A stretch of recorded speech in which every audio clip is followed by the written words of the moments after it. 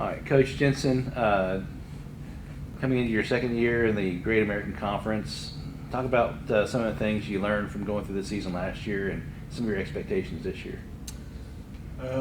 I'd say that we definitely figured out what we need to do to be more competitive at the NCAA level, especially Great American Conference. We know that we have to improve depth up front. With all the injuries we had last year, it was really hard. And when as far as offense is concerned, when you're talking about offensive linemen, you're playing 5 starters, and you need to have at least 9 that you feel comfortable playing with. And last year we were closer to 6 or 7. And so, we had to expand our depth on the offensive line and then on the defensive line as well. I think that's the main difference between where we've been and where we need to be is up front. And then quarterback play, we just weren't very consistent with quarterback play last year, and I think that made a big difference. At this level, I think you've got to have somebody that can hit a touchdown, hit a home run just by having the ball in his hands, a quarterback play in the line, and that was the difference between where we've been and where we were this past year in the NCAA. There were some really exciting games last year, some comeback victories, some overtime games. Felt like you were pretty competitive last year, despite what the record looked like. Yeah, and at times, I think if you looked at it, there was only one game that we just really weren't in, and I think a lot of that had to do with us, and we were probably riding a high after playing Harding so well in that first game, and struggled against Arkansas Tech. They brought us back to reality, but we were in most of the games, and I think the difference was a matter of inches. There are plays out there that you have to make, and we didn't make them down the run or down the towards the end of the game, and that'll be the difference this year to see if we can finish the games. All right, let's talk about the offense this year. It seems like there's always been or usually some sort of competition at quarterback, but talk about that position this year and how it's shaping up. It's shaping up. We only had 2 on campus through the spring. Brandon and Des both competed, and they both did an outstanding job through the spring. Really pleased with how they progressed. I think Grant Gower has had a huge impact as a quarterback coach, much less, it's hard to tell his impact as an offensive coordinator yet. He's very organized, and he runs the staff well and manages the players well. We'll see how he does on game day out here on September 3rd. But his tutelage with the quarterbacks brought those guys a long way. And now we've got some young guys that have come on campus and have a chance just by their athletic ability to compete for the job. And so there's a lot of competition in that position right now, and that's good for the program. It's good for the program to have competition at every position. At running back, also a new coach taking over the running backs, and talk about the depth at that position. Yeah, we've got 2 guys that have significant playing experience in the college level. With Dawson Myers missing last year, I know he's hungry to get back out on the football field. And then Isaiah Mallory having to step in and play last year as a true freshman. I think both of those guys are showing a different gear right now in practice. They are definitely separated from the rest of the crew, and so they're competing against each other at this point. But we're looking for some of the other guys that are in that position, freshmen and junior college transfers, to step up and to get to a point where they're going to push those guys. Lost a starter at tight end last year, but you got some really big guys in recruiting. Talk about that position. We did. We've got some guys now in this freshman class that we feel like we can play a lot more inline tight end. The tight end that puts his hand on the ground. And if you've watched our offense at all the last couple of years, we didn't have somebody that could truly do that. And so we kind of manufactured plays with guys to do that. And now we've brought a couple freshmen in who have the size to be a true inline tight end. And so going into preseason, we're excited about that possibility. But then we've got guys that have played that hybrid fullback/tight end last year and are back and have become stronger and faster and more confident in themselves. And so we feel good about their progress as well. Receivers have always been a big part of the offense. Talk about what we've got there this year. Yeah, it's going to be strange for me as a coach to not have Derek Sorowski out there. Have coached him for a long time in high school and college, but it's I'm excited about those guys. I'm excited about the potential we have. I don't think you look out there and say, hey, they've got a home run threat, but we've got some great possession receivers that will make something happen after the catch. And, we're really excited about the progress, the way they've developed over the summer. That's one of the things at this level, not knowing how they're going to come back. I'm very pleased with how our team came back after the summer. I think they've worked out during the summer. They're ready, they're hungry, and we're ready to take the football field. All right. The offensive line, the all-important offensive line, and some of the rotations. What's the team going to look like there? We've got some guys that'll be 4-year starters up there. We've got Brandon Garrett and Zach Clark are going to be 4-year starters for us. Strong presence, strong leadership with those guys, and then having a center back in JT who started last year as well, and Brian Cornell started last year. And so we've got a number of guys who have some playing experience and starting experience, and that's critical. The offensive line is critical, and usually how they go, your team goes. And so they've got to be consistent. We want to keep those guys healthy. I think we have depth, as we talked about earlier in the interview. Instead of having 6 or 7 we feel comfortable with, we're closer to that 8 or 9. And so we feel better going into this season than we did last year at this time. Across the ball on the defensive line, some experiment with different lineups. How's it going to shape up this year? That's a good question.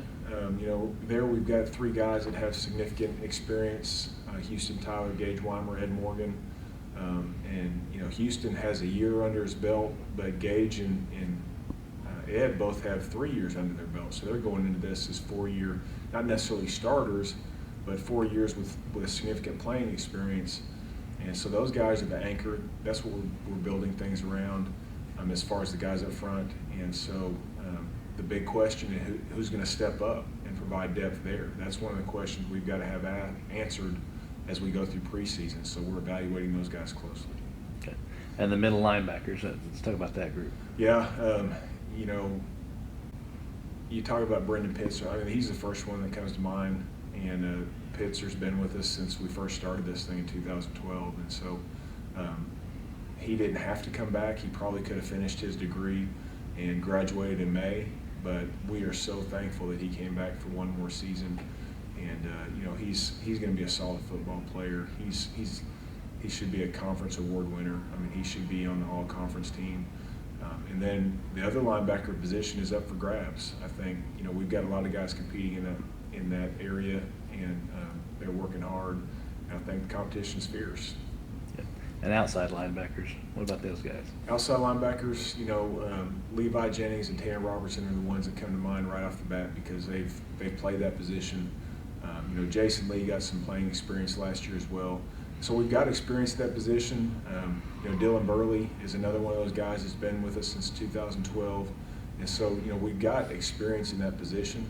And we ask a lot of those guys. Those are the guys that have to play near the box and they have to also be able to cover.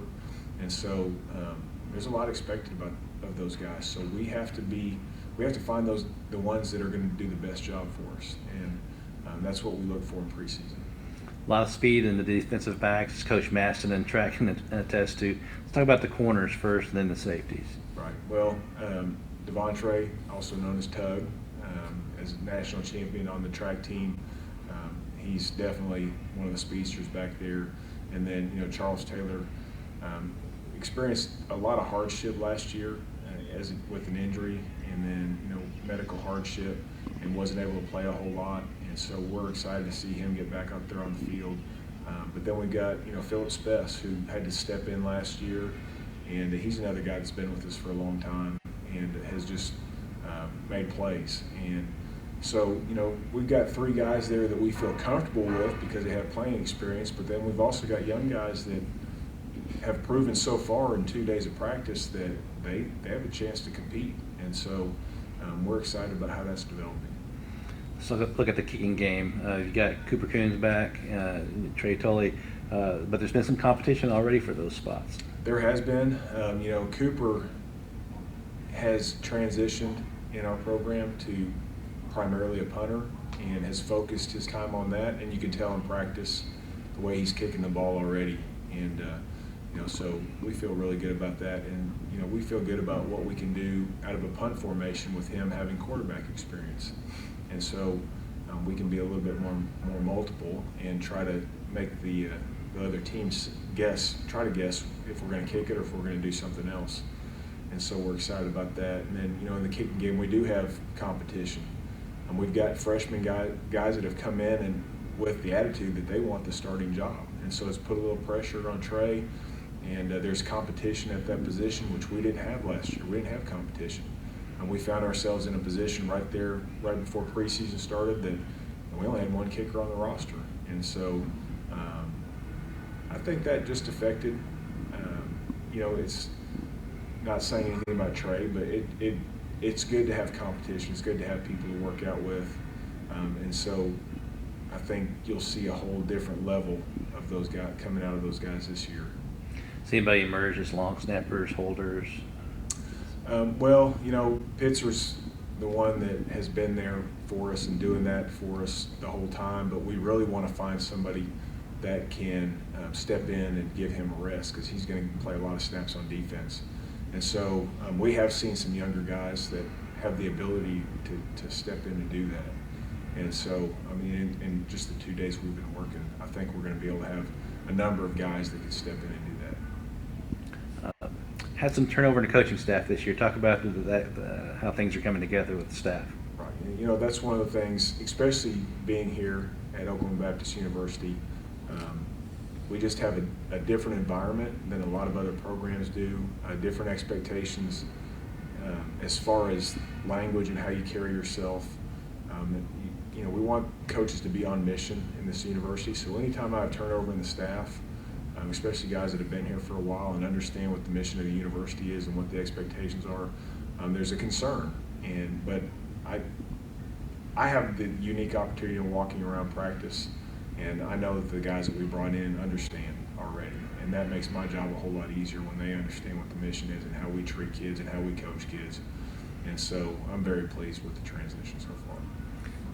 6 home games this year. A lot of opportunity for fans to come see the Bison. How are you going to be overall, do you think? I think we'll be much improved over last year. There's no guarantee about outcomes. You have no control of the outcome sometimes. You have control over how you prepare. And I believe that our players have prepared. I think we took it to a different level, even starting in January. And through spring practice, finishing out the semester in the spring, and then going through summer. And then what I've seen so far in preseason, just in the first 2 days, I think our players have taken it to another level of preparation. And so, like I said to start with, there are a lot of times you don't have control of the outcome. You only have control about how you prepare and how you approach things.